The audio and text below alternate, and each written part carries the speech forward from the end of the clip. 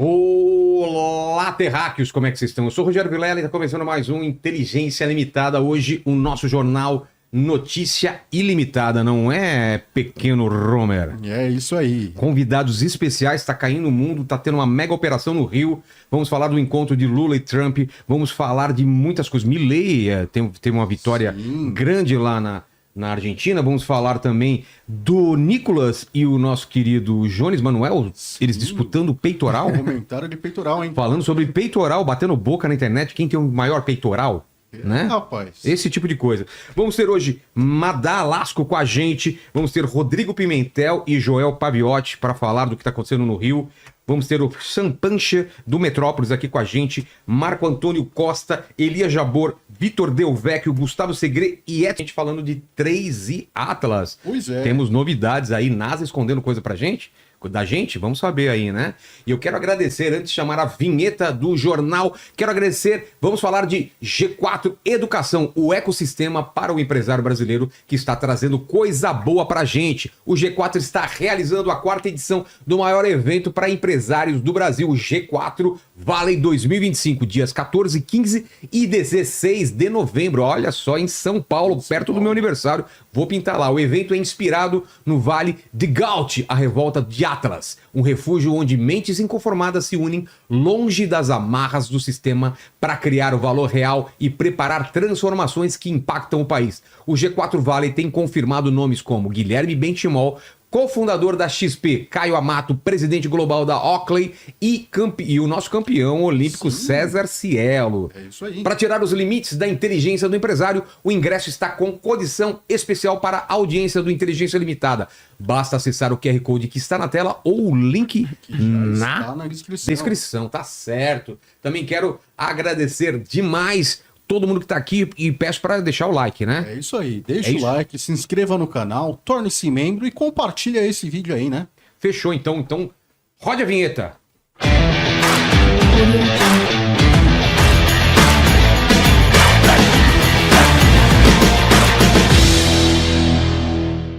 E vamos lá, estou aqui com o Marcílio. Fernanda está presa no trânsito e chega daqui 10, 15 minutos aqui, mas não vamos esperar para Marcílio dar as boas-vindas. E tá quente hoje, né? Hoje tem bastante notícia, falar. hein? Bastante coisa. Dê oi pro pessoal, então. Bom, galera, Ricardo Marcílio, professor de Geografia, Geopolítica e Atualidades. E aqui, né, fazendo parte do Notícia Ilimitada, comentando sempre os acontecimentos da semana. Sim, toda semana às terças-feiras, 19 horas. Hoje atrasou um pouco, né? Porque o trânsito está maluco. Tá absurdo, hein? Está um absurdo, né? Então, vamos lá. A gente hoje vai começar com o nosso quadro também, que é o Dois Lados da Moeda, que a gente vai falar sobre o encontro de Lula e Trump, que aconteceu agora. Se foi bom, se foi ruim, por sucesso ou não. Enquanto eles conectam aí com o Superman, né? E com os nossos convidados, eles estão já ok? Tá bom. Então, Marcílio, dá uma explicação aí geral para quem tá por fora desse encontro, para que foi, onde foi e qual que foi o resultado, que você acha? Bom, na Assembleia da ONU que a gente teve, né, Vilela? Surpreendentemente, o Trump, quando ele subiu na tribuna, ele falou que ele teve uma química com Lula, que ele estava disposto a negociar. E aí, naquele momento mesmo, na Assembleia, as margens da Assembleia, eles decidiram que eles iam marcar uma reunião.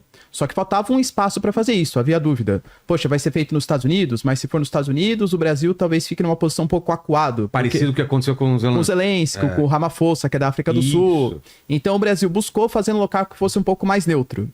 Tem uma cúpula da ASEAN, que tá rolando na Malásia, e tanto o Brasil, porque teve reunião lá na Indonésia com o Prabowo, fez alguns acordos comerciais, como o Trump, que tem uma viagem também pro Extremo Oriente, passou pela Coreia do Sul, depois foi pro Japão tal, e pela Malásia. Então os dois acharam de bom tom fazer o início das conversações às margens da cúpula da Ásia. Nessa negociação que aconteceu, não foi definido nenhum tipo de acordo, mas assim, aparentemente eles voltaram a se aproximar. O Trump, ele elogiou o Lula, falou que era um excelente líder, falou que estava disposto a fazer negociações com o Brasil, desde que as condições, as circunstâncias fossem favoráveis para isso. E o Lula também falou que está disposto a fazer um acordo com os Estados Unidos, que não tem preferências comerciais. Só que assim, a grande questão que ficou é porque alguns temas ficaram em abertos, né? Por exemplo, um jornalista, ele perguntou do Bolsonaro, falou assim, mas Trump, você não era um grande aliado do Bolsonaro? Como que o Bolsonaro fica nessa? Ele meio que tentou tergiversar, falou assim, não, realmente, o Bolsonaro, eu confio nele, ele é um grande homem. E aí falou assim, mas isso vai estar no tema que vocês vão discutir? Aí ele falou, não te interessa. Mas não é da sua conta, não é né? da sua conta, né? Não é da sua conta. Então ficou, pô, será que vai ser discutido? Será que não vai? E por mais que, assim, os acordos comerciais, eles possam acontecer, a gente sabe que o Marco Rubio, que é um cara totalmente contra a esquerda latino-americana, ele tá intermediando também. Pois é. Então fica a dúvida, vão ser só questões comerciais? Nas questões comerciais, aparentemente, a Casa Branca quer que o Brasil reduza os impostos sobre o etanol, porque os Estados Unidos ele produz muito etanol a partir do milho e a gente a partir da cana. A gente coloca tarifas de 18% em cima do etanol deles. E os americanos querem colocar mais etanol no mercado brasileiro. Tem a questão também das terras raras. O Trump está negociando com o Japão, com a Austrália e também quer fazer um acordo com o Brasil. E tem também a questão dos data centers, que são assim pontos super estratégicos, né? Os data centers, eles exigem um local que tenha bastante energia, que tenha bastante água para resfriar. E isso está faltando nos Estados Unidos e faltando nos países desenvolvidos. Talvez o Brasil oferecer espaço para ser esse espaço de armazenagem de dados, enfim, possa ser um ponto que o Brasil vai oferecer também. Só que aí, qual que é a visão que o Brasil tem, Itamaraty? É que o Trump, ele sempre quer sair como vitorioso das negociações comerciais. Se ele colocou tarifas de 50% e sem dar uma possível anistia ao Bolsonaro, ele volta atrás, pode dar a imagem que ele recuou pro Brasil, entendeu?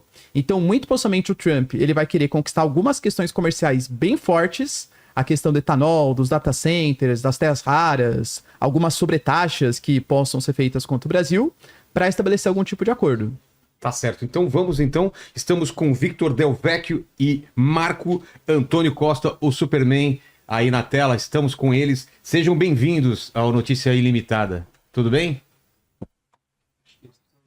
Vocês precisam desmutar Agora Tudo foi. bem? Boa Tudo noite, bem? pessoal. Rogério, pessoal da bancada, boa noite a todos. Boa noite. E a audiência da Inteligência Limitada. É um prazer estar com vocês. Obrigado pelo convite, Rogério.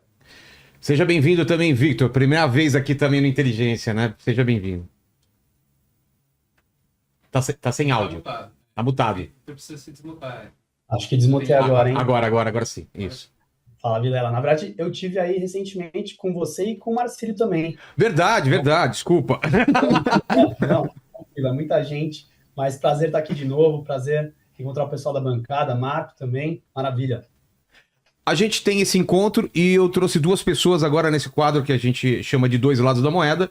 O Marco Antônio, ele tem uma visão de que o encontro teve efeitos mais negativos que positivos, e você que o encontro teve efeitos positivos. Então, eu vou pedir para cada um, então, que tem 5 minutos para falar, e depois a gente dá mais 3 minutos adicionais se for necessário, tá bom? Vamos começar então com o Marco Antônio.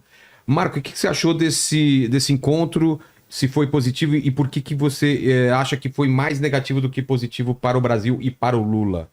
Bem, primeiro, Rogério, é importante frisar que a gente está discutindo aqui uma questão, e o Vitor, ele falou que é especialista, diz no perfil dele que é especialista em direitos humanos. A gente está discutindo aqui uma questão de atrocidade humanitária de ministros do Supremo Tribunal Federal, de um complexo industrial da censura que foi montado no Brasil desde o governo Biden, para instrumentalizar o inquérito das fake news, a censura, a perseguição às pessoas. Tudo isso, né, as pessoas críticas, assertivamente críticas aí de um Supremo Tribunal Federal que exacerbou todos os limites institucionais. Tudo que está previsto na Constituição foi obliterado já reiteradas vezes por vários ministros do Supremo Tribunal Federal, essas ilegalidades que eles cometem, esses abusos de poder. E isso chamou a atenção do Departamento de Estado americano. Eles conseguiram chamar a atenção do Marco Rubio, ter representantes, né, os representatives do Congresso americano, deputados federais, né, o equivalente ao deputado federal, senadores, e até mesmo o Mike Pence, né, pessoas que ativamente trabalham pela liberdade de expressão e de imprensa nos Estados Unidos e também que denunciam a interferência desse deep state americano e também de estruturas como o USAID, que financiavam entidades do terceiro setor que trabalhavam, né, para mobilizar a opinião pública e promover cancelamento e assassinato de reputação aqui no Brasil. É sempre importante a gente lembrar da turminha do Sleeping Giants, esse pessoal, tudo que era financiado, e os dados estão abertos a respeito disso, financiamento do George Soros. E não é pouca coisa, não. A gente está falando de milhões, centenas de milhões de dólares que foram colocados nessas entidades para promover esse nível de interferência eleitoral no nosso processo eleitoral aqui no país. Isso não é teoria da conspiração. Isso daí está aberto nos arquivos americanos e eles estão pedindo para abrir mais documentos e informações ainda a respeito disso. Por que eu bato nessa tecla? Porque a tarifa, o Trump está usando esse novo modelo de discussão comercial, discussão geopolítica, onde você cruza todos os interesses, né? É até engraçado isso, porque quando você faz mestrado, até na graduação, tem uma matériazinha que eu acho patética, eu acho horrorosa, que virou uma bizarrice, chamada Interseccionalidade dos Direitos Humanos, onde eles tentam explicar de uma maneira confusa como os direitos humanos acabam, né, se agrupando e se cruzando também de várias formas diferentes. Uma pessoa é sujeita de diversos direitos diferentes. Tudo isso para mostrar que o Trump está usando uma postura agora de interseccionalidade negocial com todo o aparato que ele tem à disposição do poder do gabinete presidencial dele. E ele está fazendo isso com um objetivo muito simples: manter o Brasil no Ocidente. Isso é interessante comercialmente para os Estados Unidos, isso tem a China na equação, o Brasil está virando um quintal da China, já virou um quintal da China faz um bom tempo, né? Vários protocolos, inclusive de cooperação de inteligência artificial da nossa Suprema Corte, né? Olha que absurdo, com a Suprema Corte Popular da China. A gente tem várias tratativas, ministros do nosso Supremo viajam constantemente para a China, o Lula mostra interesse não só por China, mas por um eixo de países autoritários, né? Ditaduras como Nicarágua, Venezuela, Colômbia, dominadas pelo narcotráfico, todas elas sem exceção. E o Brasil hoje vivendo exatamente uma crise de narcotráfico, de narcoestado, junto com o regime opressor que vem dessa Suprema Corte, que conseguiu colocar o Trump para escrever 5 cartas falando que não é só uma questão comercial. Ele vai cruzar as questões e vai usar isso tanto em defesa dos interesses dos Estados Unidos, como para manter o Brasil no plano do Ocidente. Coisa que o Lula não quer. O Lula quer tirar, junto com o nosso Supremo Tribunal Federal, o Brasil desse eixo do Ocidente. Ele quer aliar a gente com as ditaduras mais nefastas e autoritárias que existem hoje no mundo. Victor, é contigo. Maravilha. Marco, com todo respeito, eu entendo que existe um grande distanciamento entre aquilo que está de fato acontecendo e aquilo que você está torcendo para que aconteça, né? E aí, eu entendo que existe esse delírio da extrema-direita brasileira de achar que o grande motivo das tarifas impostas contra o Brasil foi a suposta perseguição política que o Bolsonaro está sofrendo com o julgamento dele no STF. Sendo que, assim, já está muito claro que isso é somente um pano de fundo. E o Trump ele tem um modo de se comunicar bastante errático, ele bota elementos ali que ajudam a radicalizar o discurso dele, mas, no fim da conta, o que orienta ele é o bolso do eleitor dele. Ele quer se manter popular, ele quer manter a economia do país dele forte, né? E tanto que foi por isso que ele começou a olhar para o Brasil de uma forma diferente.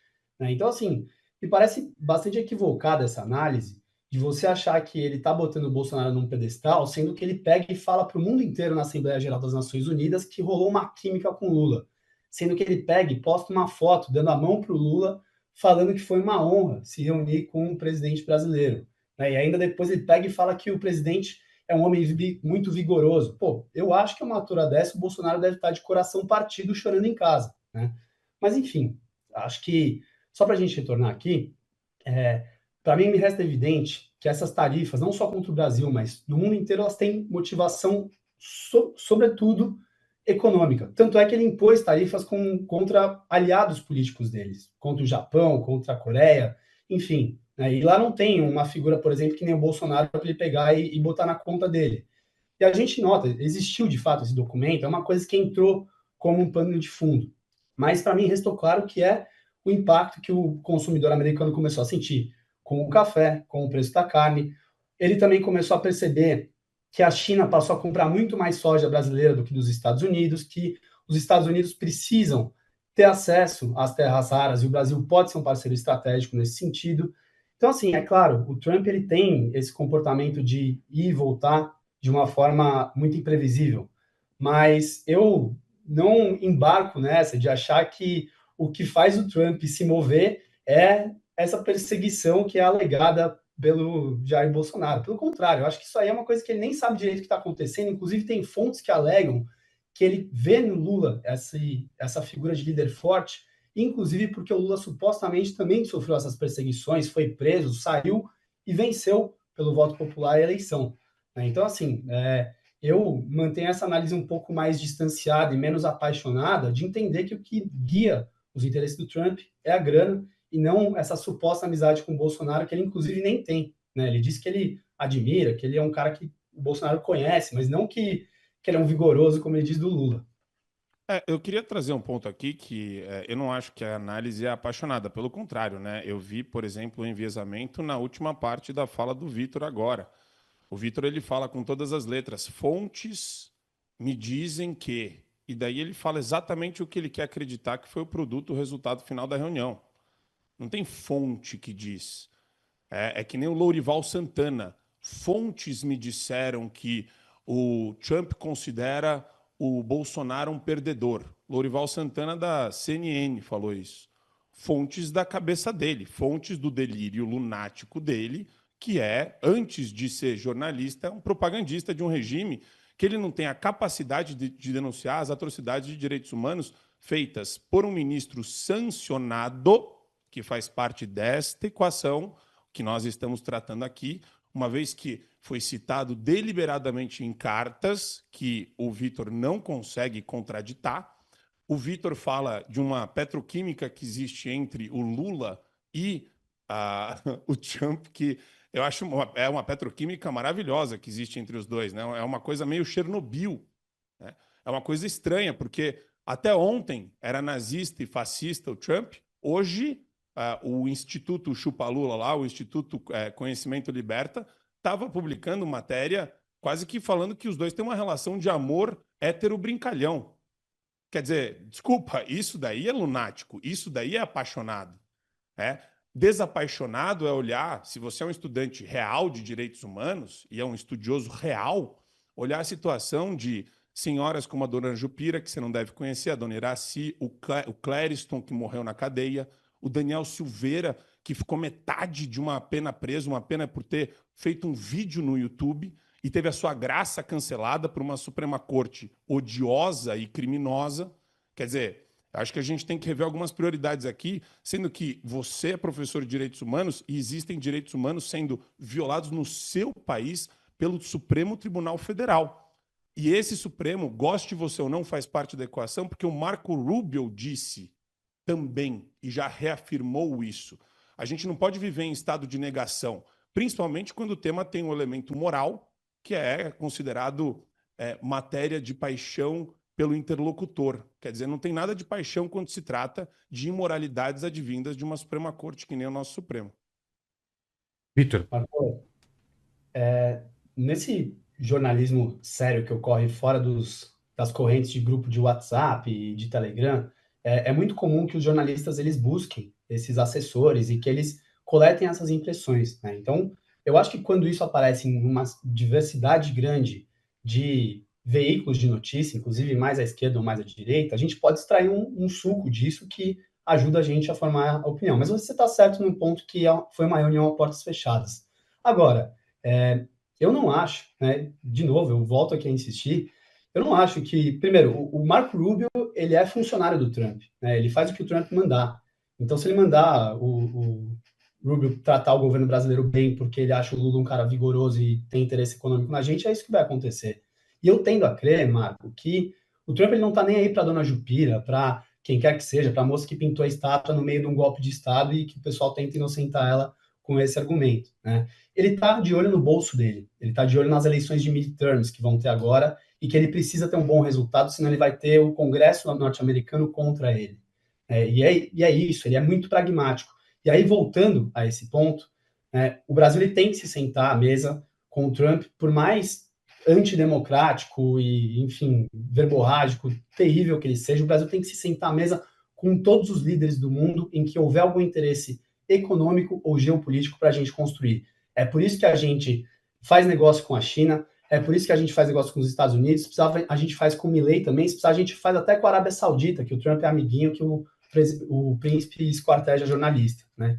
E isso sempre foi uma coisa que fica em segundo plano, porque a gente tem como primeiro plano nosso interesse econômico. Se você perguntar para qualquer empresário brasileiro se eles estão ligando, se o Xi Jinping, se a China é dominada pelo Partido Comunista, se o Milei é judeu, ninguém está nem aí. O pessoal quer ver a cor do dinheiro e é isso que move nossos interesses econômicos internacionais. Pô, eu esperava outra intervenção de um professor de direitos humanos, o cara que esqueceu os direitos humanos da dona Jupira e jogou nas costas do Trump. Achei a resposta estranha para o especialista de direitos humanos que falou só de grana. Só falou de grana e de capital financeiro. Vitor e Marco, obrigado demais aí pela ajuda de vocês. A gente tem um assunto quente agora para falar do Rio de Janeiro, então a gente vai falar com o Pimentel. Então, até semana que vem ou na outra, porque vocês sempre serão consultados aí pra gente comentar notícias aí. Muito obrigado pela disposição. Até mais. Valeu, Vilela, Marcílio, Marco, obrigado. Valeu, até mais. E estamos também agora chamando Pimentel, que vai comentar sobre a guerra que está acontecendo no Rio, né, Marcílio? Ó, considerada até o momento a maior operação das Forças de Segurança do Rio de Janeiro, a mega operação contra o Comando Vermelho, que é realizada hoje no Morro do Alemão, deixou pelo menos 80 mortos. Claro que a gente vai atualizando vocês. Entre eles, 4 policiais e totaliza quase 100 presos. Mais de 90 fuzis foram apreendidos durante o trabalho da polícia, que comenta tudo que rolou hoje. Quem vai comentar tudo isso é o nosso Capitão Pimentel. Ele tá na linha aí? Hoje dia corrido aí para você, hein, Pimentel? Seja bem-vindo. Tô aqui, Vilela. Obrigado pelo convite aí, viu, irmão?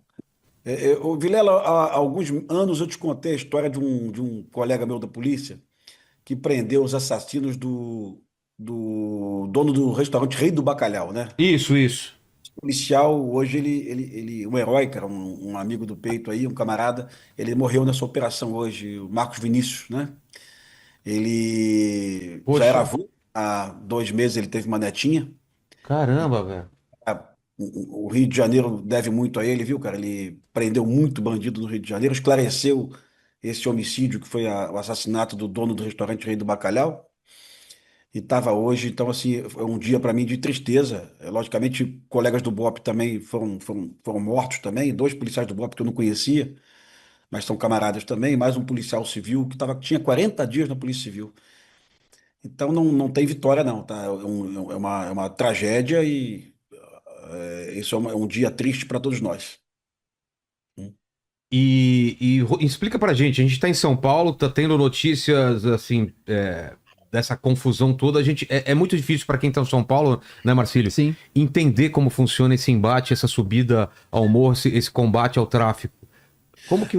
Marcílio, Vilela, o Complexo do Alemão é aquele complexo de favelas que reúne 14 favelas, mais ou menos de 190 mil a 200 mil habitantes, é maior que boa parte das cidades do Brasil, né? É uma cidade, né? Vamos bem falar.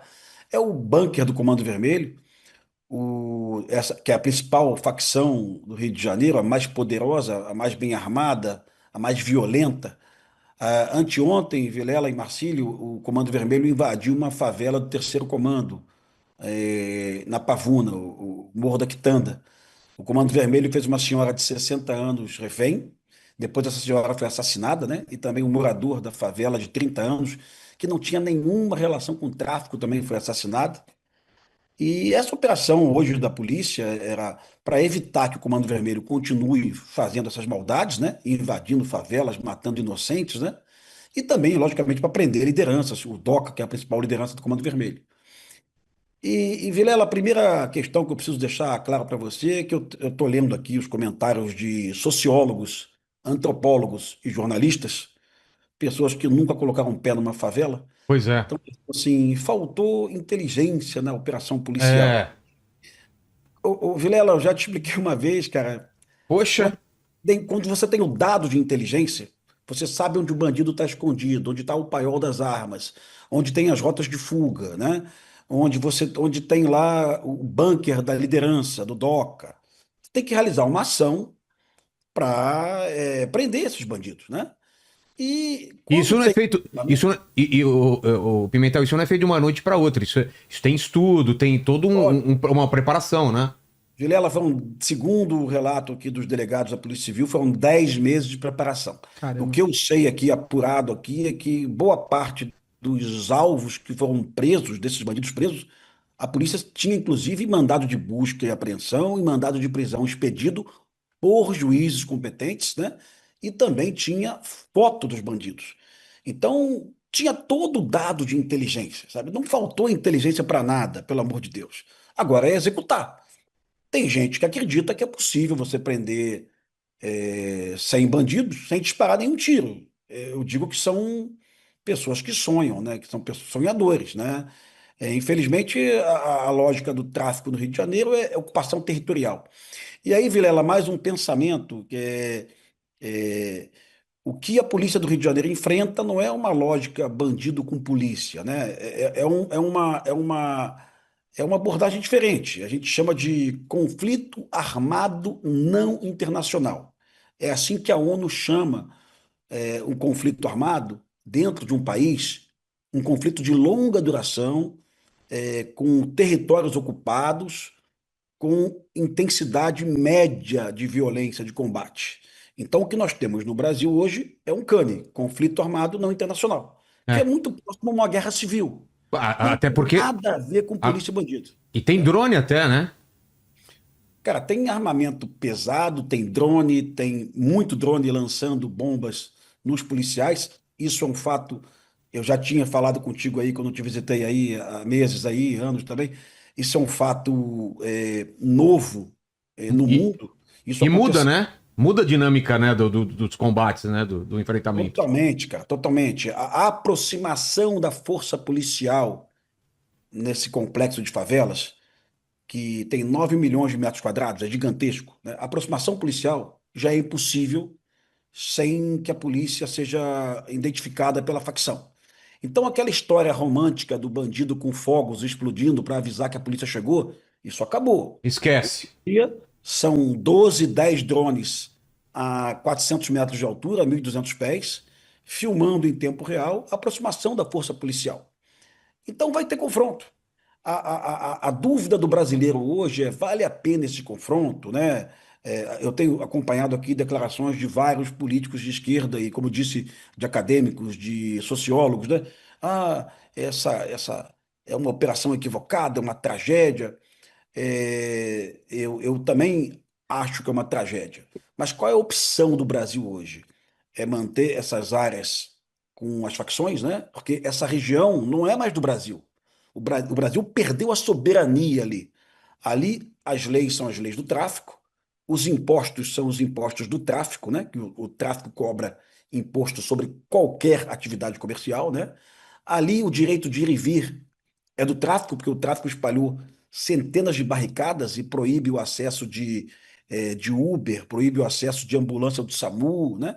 É um Estado dentro do Estado. Se for opção da sociedade brasileira que se mantenha isso, que seja dialogado, seja acordado e seja dito claramente: olha, a gente quer deixar os bandidos com o território mesmo e deixa para lá. Mas eu acredito que a população brasileira não queira isso, viu? E nem o É. morador da comunidade. Eu falei, Vilela, para você aí há 2 semanas de um debate que eu tive aí com moradores de comunidade. O morador disse para mim claramente, lá na Universidade Estadual do Rio de Janeiro, durante um evento: Pimentel, nós odiamos a operação policial. A operação policial é tudo de ruim para a gente. Pior do que a operação policial é uma barricada do Comando Vermelho na porta da sua casa. Então, esse é o dilema do Brasil hoje. É. É o Esse é o dilema. ruim e o muito ruim, né? E pra, Exato. co- pra combater o péssimo, você tem que ir com o ruim, não tem jeito, né? Exato, exato. Agora, para quem conhece polícia, você vai entrevistar 1.000 policiais aí que você conhece, vários policiais, são policiais valorosos, que são caras de frente. Você vai perguntar aí para delegados do Garra, policiais do COI, do GAT, da Rota: é possível adentrar numa comunidade, num bunker da facção, onde tem 100 bandidos armados com fuzis e não tem enfrentamento? Todo mundo vai dizer que vai ter enfrentamento. É. Normalmente a liderança, ele tem uma equipe de guarda-costas, né? No caso o DOC.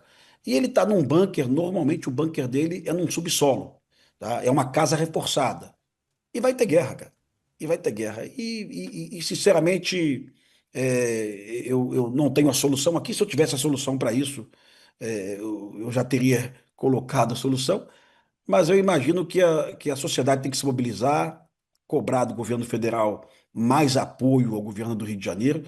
A operação de hoje seria diferente, Vilela, se a Polícia Militar tivesse os blindados da Marinha ofertados pelo governo federal.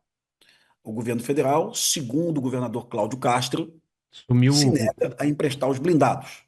Lembrando que, em outras épocas, a presidente Dilma Rousseff emprestou os blindados para o governador Sérgio Cabral, né?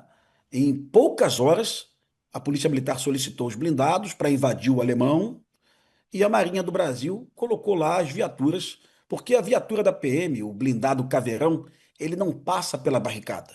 O policial tem que desembarcar. O Entendi. blindado da Marinha, ele é de lagarta, né? Ele é de esteira, ele passa em cima da barricada com uma facilidade imensa. Eu estava, antes aqui de entrar no ar contigo, eu estava vendo uma entrevista do ministro Lewandowski, da Justiça, Vi também. onde ele disse assim: é, a, a responsabilidade é dos governadores. Ele falou isso com uma assertiva assim, sabe? Infelizmente, jornalistas despreparados na coletiva, ninguém conhece a Constituição Federal, nem o Lewandowski, que foi ministro do STF, nem os jornalistas, né?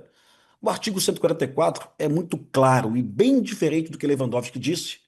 Segurança pública é responsabilidade de todos, né?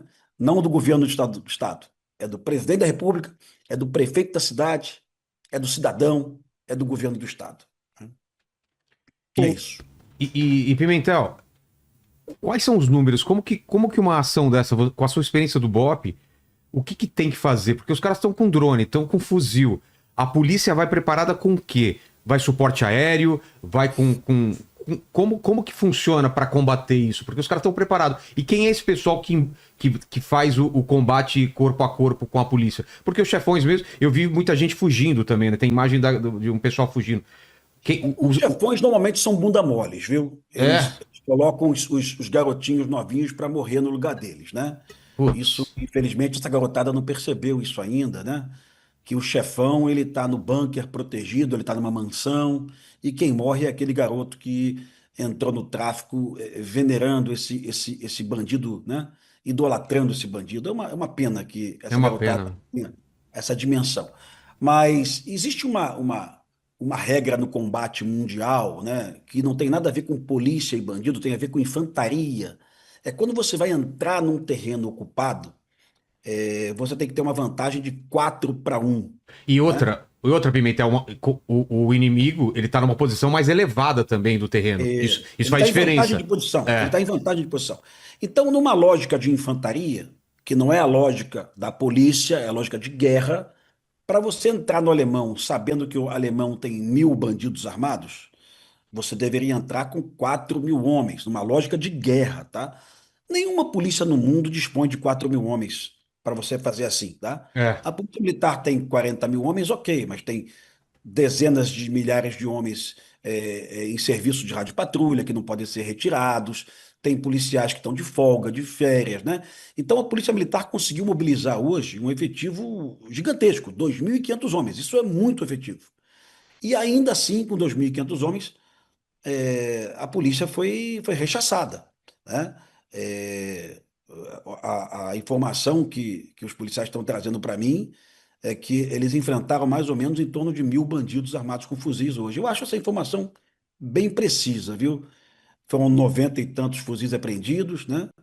Foram dezenas de bandidos presos. E aí, Vilela, deixar muito claro, teve mais bandido preso do que morto. Ou seja, quem colocou o fuzil no chão foi algemado e saiu. Essa Essa é a regra. é a regra. Inclusive, o 02 do DOCA foi preso, né? O 03 do DOCA foi preso. Estavam presos, né? Não foram mortos pela polícia. Quase todos os policiais estavam utilizando câmeras. Pode ser que surja denúncias nos próximos dias aí de chacina.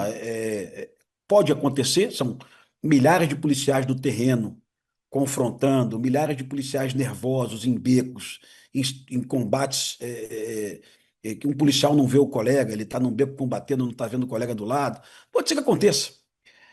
Com tudo isso, o Brasil tem que entender esse fenômeno, porque esse fenômeno, eu te falei que ele era do Rio, agora ele também está avançando para Salvador, né? Ele também já chegou em Fortaleza, né? Tá em várias periferias do Brasil, sendo que Fortaleza, hoje, tem uma situação até um pouco pior que a do Rio. Moradores estão sendo expulsos de suas casas pelo Comando Vermelho, né? E a Polícia Militar de Fortaleza está lá indo no bairro oferecer segurança para o morador fazer a mudança. Não para o morador permanecer no bairro, para o morador fazer a mudança. É a sinalização de que o governador do Ceará aceitou a derrota. E, cara, não tem como a gente não tocar nesse assunto. Eu sei que nosso objetivo nunca é politizar o nosso debate, mas, meu amigo, há 5 dias o presidente Lula disse que a culpa disso é do viciado. Aliás, depois que ele usou o termo usuário, né? Ele disse que o traficante, esse facínora que matou uma mulher de 60 anos em casa, anteontem, no Comando Vermelho, o presidente Lula disse que o traficante é vítima. E o culpado disso é o maconheiro, é o viciado, né? Assim, isso é de uma ignorância, de uma irresponsabilidade, de uma irracionalidade e de um perigo, porque o presidente Lula verbaliza isso para vários governadores estaduais, que podem estar entendendo isso como uma verdade. Ô, Pimentel, eu queria só fazer uma pergunta. Só ratificando, então você acredita que um decreto de uma GLO ajudaria a resolver esse problema? E qual que é o papel das UPs também para tentar resolver? Se eles têm algum tipo de poder para ajudar? Professor, sou teu seguidor, viu, cara? Opa, obrigado. Admirador teu aí. Professor, olha só, um decreto de GLO, ele não dá o amparo que nós precisamos hoje, tá? Quando o Exército Brasileiro ocupa uma comunidade, como já ocupou o Alemão por 19 meses e já ocupou a Maré por 11 meses, o Exército Brasileiro deveria poder realizar busca e apreensões nas casas. Mas o decreto de GLO não ampara a busca e apreensão. Então o Exército Brasileiro fica dominando um território e não pode fazer o básico, que é retirar os fuzis do território. Então, assim, você lançar o Exército Brasileiro nessa missão de ocupar favela sem uma legislação extraordinária específica, eu acho uma covardia com o Exército Brasileiro e o Exército Brasileiro não deseja isso. Então, assim, entendendo que a gente vive um conflito armado não internacional, um CANI, né, que é o termo certo hoje que a gente vive, a gente deveria ter uma legislação no Brasil que amparasse as operações policiais aos moldes de operações de guerra. Eu sei que isso é difícil, eu sei que é complicado e eu sei que é um tema sensível. Pimentel, obrigado demais pelo seu tempo. Eu sei que você está sendo requisitado por todas as TVs aí e a gente fica muito feliz que você deu uma preferência pra gente aqui. Muito obrigado aí. Obrigado, Vilela. Prazer conhecê-lo pessoalmente, viu, professor Maciel? Obrigado aí. Valeu, Pimentel. Até mais, Pimentel. Agora vamos com Joel também, que tá na linha, porque o Joel também, que é um especialista em crime organizado e deve estar também por dentro de várias coisas aí. A gente vai falar disso e de outra notícia também aqui sobre lojas de brinquedos sendo usadas para lavagem de dinheiro para o PCC. Quando eles estiverem na linha aí, vocês avisam a gente. Marcílio? Então, e é interessante, né, que sobre essa questão, como a gente viu a politização do discurso mesmo, né? Total. Você viu, eu tava vendo uma declaração, por exemplo, do Marcelo Freixo, declarando que o Cláudio Castro, por exemplo, ele deixou de utilizar recursos do governo federal, que foram na casa de 175 milhões. Aí o Cláudio Castro mostrando documentos, por exemplo, que ele exigiu, né, os blindados para serem utilizados que não foram fornecidos pelo governo federal. Então fica jogando a responsabilidade pro outro, né? Todo mundo quer ter ganho político, né, com uma coisa tão séria e tão grave, né? E também, eu não sei se o Homer baixou alguns vídeos que eu mandei para vocês, né? Do pânico da... Ah, o Joel já tá lá? Então vamos dar... Hã? Ah, não, Joel. Tá certo.